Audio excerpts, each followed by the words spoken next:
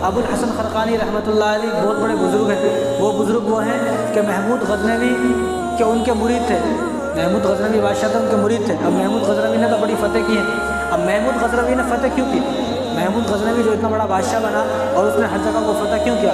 क्योंकि अबुल हसन खरकानी रहमतुल्लाह अलैह मरने से पहले अपना एक जुब्बा को देकर गए थे कि जब भी किसी जंग में जाओ मेरा जुब्बा सामने रख देना और मेरा जुब्बा का वसीला देकर अल्लाह तबारक व तआला से दुआ करना।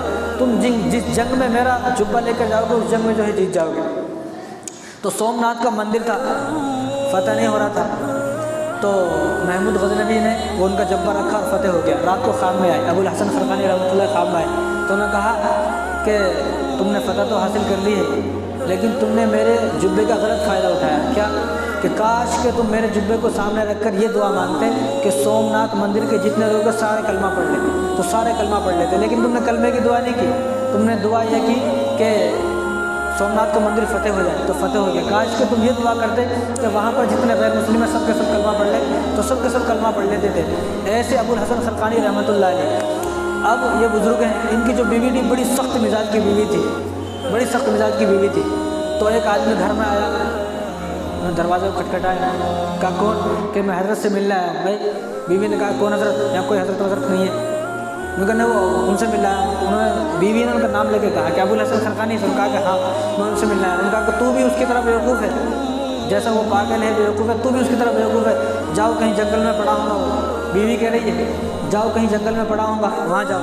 तो वो आदमी, अब उन्होंने दिल में सोचा यार ये तो बड़े बुजुर्ग बने फिरते हैं, घर में देखो तो बीवी इज्जत नहीं करती, चलो मैं चला जाता हूँ, मैंने मिलता हूँ उनसे, ऐसा सोचा।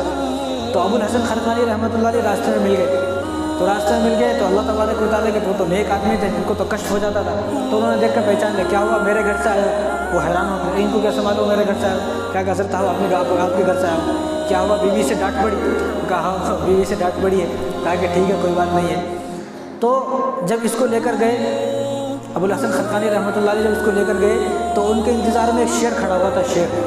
तो वो शेर पर बैठे और शेर के दोनों कान पकड़े और चलने लगे। अभी आदमी देख के हैरान हो गया, अरे बीवी तो घर में गालियाँ दे रही है और ये यहाँ पर शेरों पर सवारी कर रहे हैं, ये क्या माजरा है? तो अबुल हसन खरकानी रहमतुल्लाह अलैह ने कहा कि मैं वहाँ पर उनकी बर्दाश्त करता हूँ, वहाँ पर उसकी तकलीफ़ पर सब्र करता हूँ, वो मुझे तकलीफ़ देती है सताती है, उस पर सब्र करता हूँ। तो उसके सब्र के बीच में अल्लाह तबारक व तआला ने शेर को मेरी सवारी बना दिया है, मैं शेर पर सवारी करता हूँ, शेर पर सवारी करता हूँ। तो एक दिन को ख्याल आया यार तो मैं ज़्यादा ही बदनाम हो गया, लोग मेरी बीवी के बारे में कोई कुछ बोलता कोई कुछ बोलता, आज मैं कुछ ऐसा काम करूँगा। तो उन्होंने क्या काम करा, अल्लाह ताला से दुआ की और सुबह अपने घर से गए और घर से जाने के बाद आसमान में उड़ने लगे। वो तो बुजुर्ग थे, अल्लाह ताला से दुआ की तो आसमान में उड़ने लगे।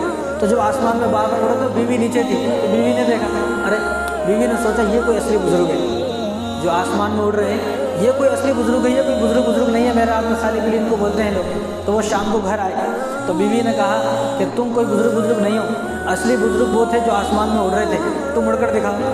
तो उन्होंने कहा कि मैं वही था, वो जो उड़ रहे थे मैं वही था। तो बीवी तो बड़ी सख्त मिजाज थी, बीवी ने कहा कि अभी आपको उड़ना भी नहीं आता। बीवी ने कहा बजाय बीवी को ये सोचना था कि मेरा आदमी तो कितना बड़ा बुजुर्ग है उड़ रहे हैं, तो बीवी ने कहा भी आपको उड़ना भी नहीं आता, उड़ रहे तो ऐसा लगा था गिर जाते, बल्कि अब गिर जाते। तो बीवी के अगर सख्त मिजाज है तो हुजूर ने फरमाया कि वह आदमी सब्र करे, बर्दाश्त करे। सब्र और बर्दाश्त को क्या मिलेगा? एक आदमी था बड़ा गरीब आदमी था, थोड़े बहुत पैसे कमाता था, तो बहुत दिन से उसकी तमन्ना ये थी कि मैं गोश्त खाऊँ, बहुत दिन से तमन्ना गोश्त की थी। तो उसने थोड़े पैसे बचाए, जब इतने पैसे हो गए गोश्त के लाए कि दुकान पर गया गोश्त खरीदा। अब गोश्त खरीद के घर को आया, बीवी से कहा गोश्त बनाओ। तो बीवी ने गोश्त में इतना नमक डालने के बजाय इतना नमक डाल दिया, ज़्यादा नमक डाल दिया। अब उन्होंने जैसे खाया, अरे इतने दिन के बाद तो गोश्त खाया और आज भी इसमें नमक ज़्यादा है, तो क्या करना चाहिए? अब उन्होंने दिल में सोचा, शैतान ने बहकाया उनको, तो उन्होंने दिल में सोचा कि चलो ये अल्लाह की बंदी है ना, चलो मैं अल्लाह की बंदी समझ के इनको माफ़ करता हूँ, ये अल्लाह की बंदी है, चलो मैं अल्लाह की बंदी समझ कर उनको माफ़ करता हूँ। उन्होंने अल्लाह की बंदी समझ कर माफ़ कर दिया। अब उनका इंतकाल हो गया।